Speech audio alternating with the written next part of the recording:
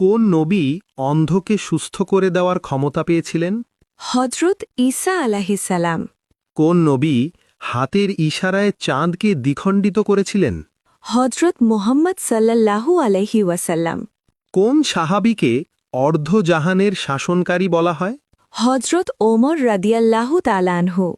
সবচেয়ে বেশি নবী রাসূল জন্মগ্রহণ করেছিলেন কোথায়? ফিলিস্তিন।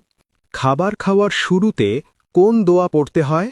বিসমিল্লাহ বা বিসমিল্লাহি ওয়া আলা বারাকাতিল্লাহ।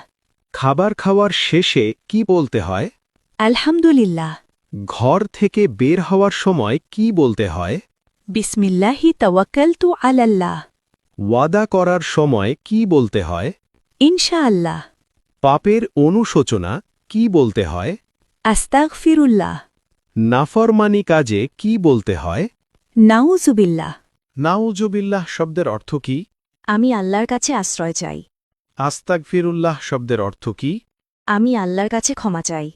আল্লাহ আকবার শব্দের অর্থ কি? আল্লাহ মহান বা আল্লাহ সর্বশ্রেষ্ঠ। জাযাক আল্লাহ শব্দের অর্থ কি? আল্লাহ তাআলা আপনাকে উত্তম প্রতিদান দিন। মাশাআল্লাহ শব্দের অর্থ কি? আল্লাহ যেমনটি চেয়েছেন।